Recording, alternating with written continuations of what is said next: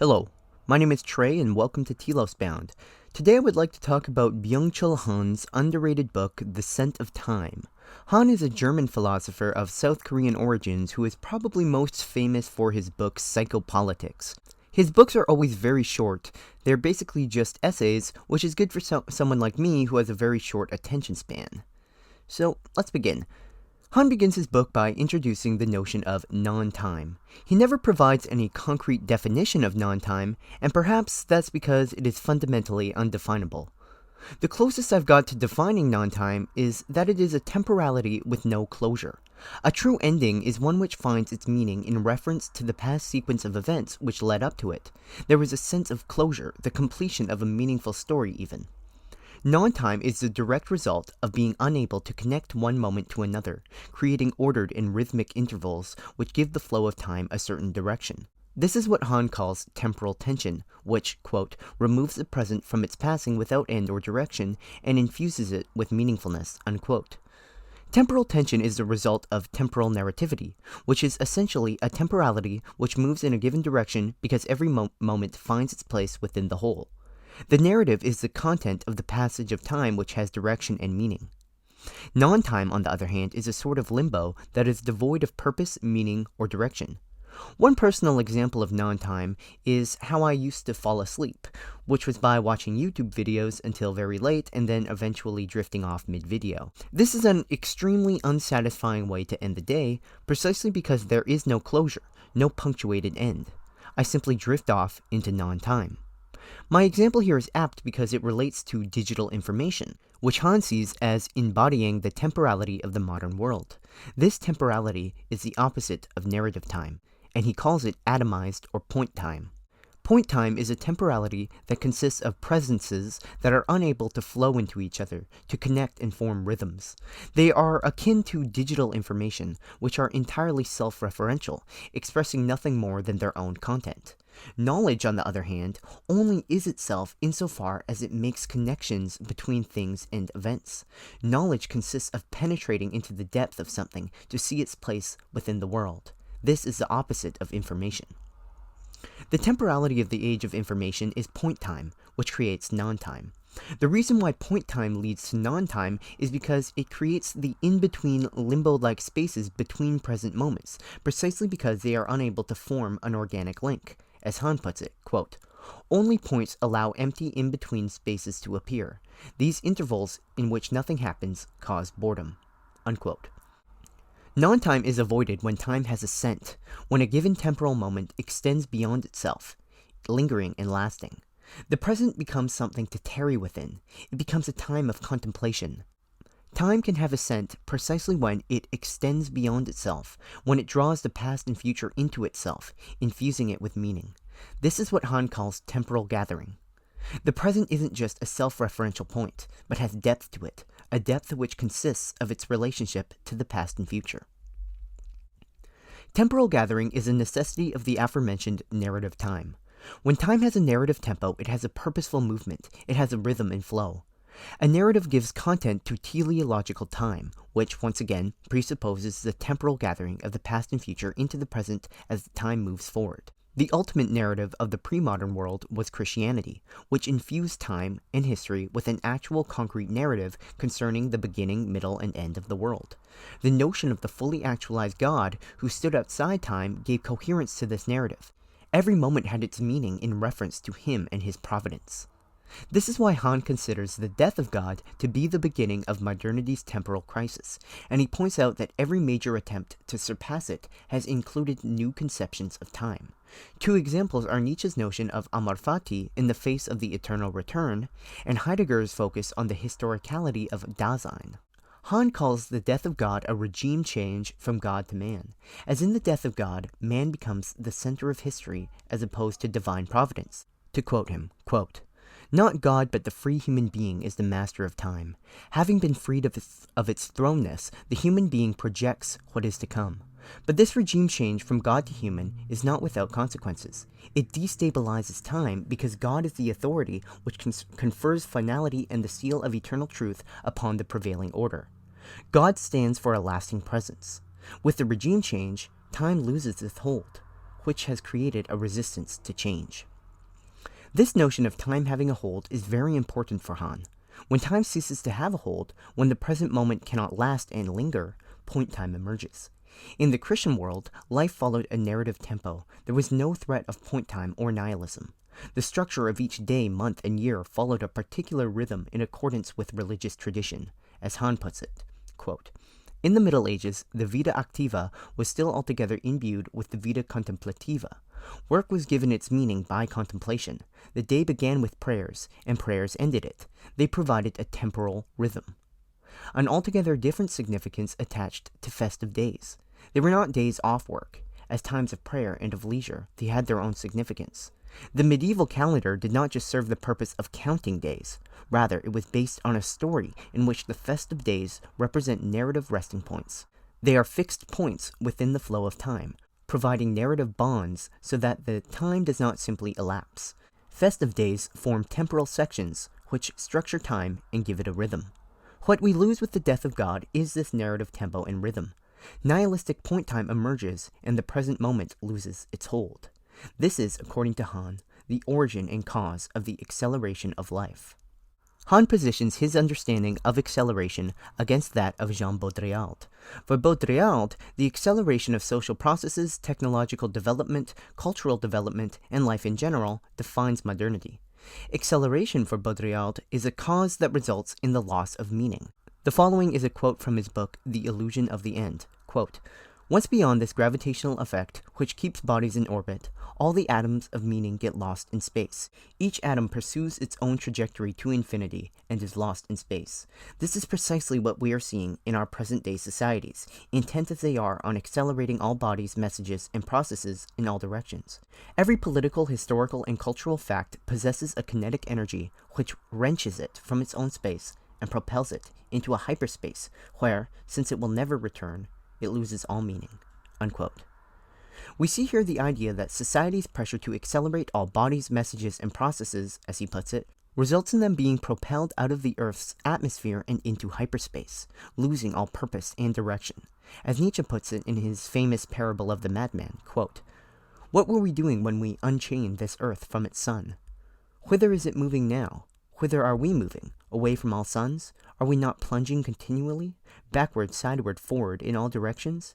Is there still any up or down? Are we not straying, as through an infinite nothing? Do we not feel the breath of empty space?" Unquote. For Baudrillard, the cause of this straying through the infinite nothing is the acceleration of life. But Han, on the contrary, does not see acceleration as a cause, but as an effect. He sees it as a result of the temporal crisis of modernity, which is the advent of point time. This is why he reconceptualizes Baudrillard's metaphor of atoms accelerating so fast that they eject out of the Earth's atmosphere. To quote him, quote, "Acceleration is not the only possible explanation for the disappearance of meaning. We may also think of an altogether different image. The Earth's gravitational field, which keeps things in their fixed orbits, slowly disappears. Freed of their context and meaning, the things begin to hover or whiz without direction." Unquote. For Han, then, it is the disappearance of something which holds time in place, the center of gravity itself, which results in the acceleration of life. This gravitational center was historically God. We also should take note of the idea that time is whizzing without direction.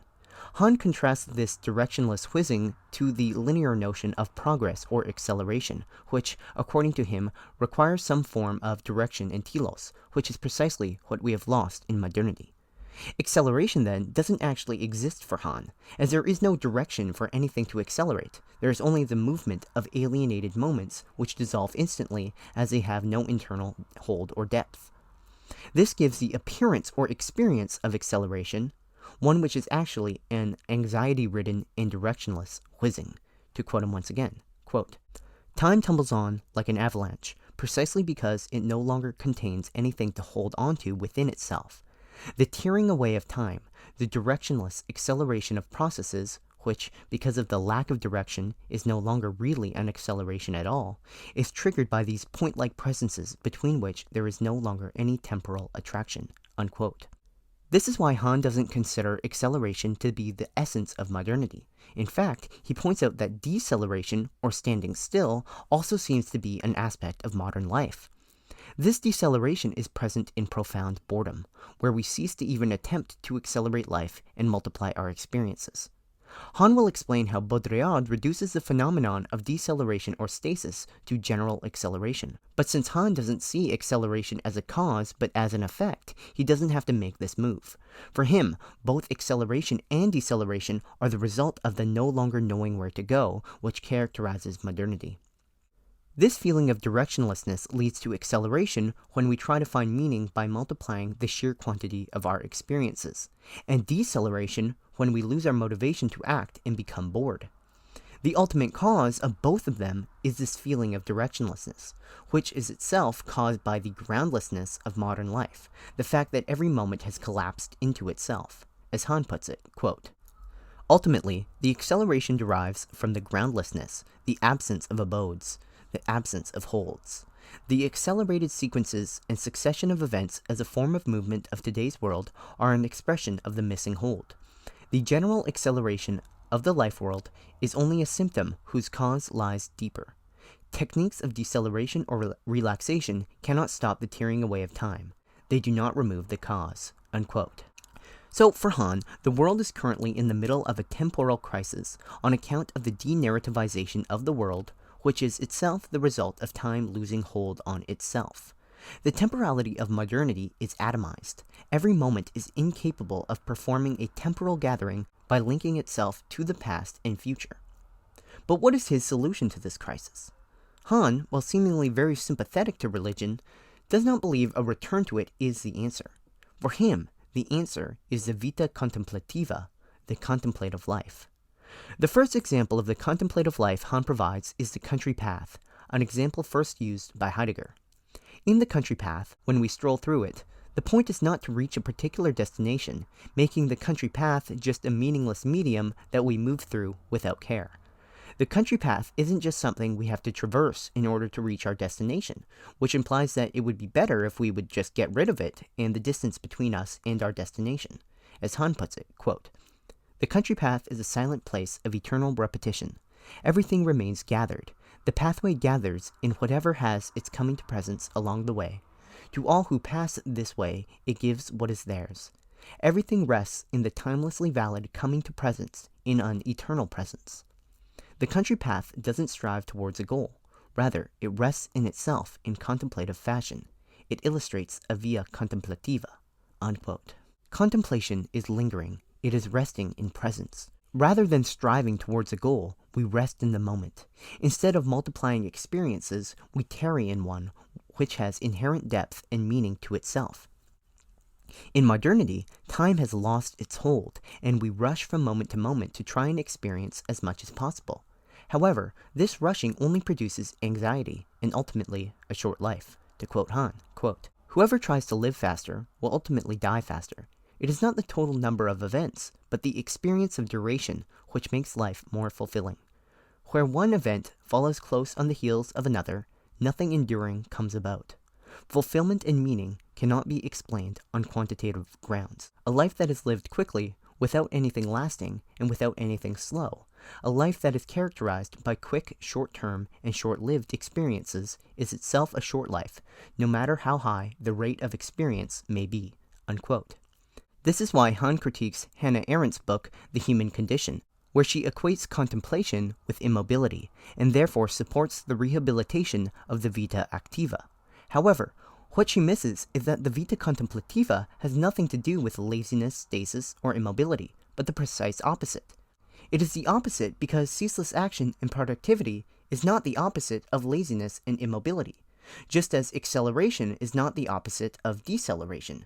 Both these two things are two sides of the same coin, and both are caused by the groundlessness of time. The vita contemplativa follows an entirely different logic from both of them, which is one of leisure. Leisure is not laziness or immobility, as Arendt seems to believe. In fact, in the ancient world, it was associated with the contemplation of beauty and the pursuit of truth. Only in leisure, in duration, do we experience beauty. Meaning must bestow duration on the semblance of beauty, as Han puts it. Only in this leisurely contemplation of beauty can we achieve the highest form of happiness. As Han puts it, quote, The highest form of happiness has its source in the contemplative lingering on beauty, the activity that used to be called theoria. Its temporal dimension is duration." Unquote. This next quote further elucidates the connection between leisure, beauty, and truth. Quote, "Thinking, as theorin, as the contemplative consideration of truth, is based on leisure. Thus, St. Augustine distinguishes leisure from passive inertia. The attraction of a life of leisure ought not to be the prospect of a lazy inactivity, but the chance for the investigation and discovery of truth. The praiseworthy kind of leisure entails the pursuit of truth. The incapacity for leisure is precisely a sign of inertia. Leisure is not the neighbor of lazy inactivity. It is its opposite. It does not serve the purpose of distraction, but of collecting oneself. Lingering presupposes a gathering of the senses." Unquote. Thus, to conclude, Hahn believes the world is in the middle of a temporal crisis. The solution to this temporal crisis is rehabilitating the Vita contemplativa. Only by including this contemplative life into the active life of modernity can we counteract its nihilistic and alienating effects. It is in the leisurely or contemplative life that we discover true meaning and true beauty. And, to quote one of Dostoevsky's incredibly overused quotes, "Beauty will save the world." Thank you for watching this video. I really hope you got some value out of it. If you did, I would really appreciate if you liked this video and subscribed to my channel. Also, sharing it would help immensely. I've been very surprised and feel very blessed for the support I've gotten so far. In the near future, I plan on having some people on to be interviewed, so look forward to that. That's all I have for today. Thank you again for watching, and may God bless you all.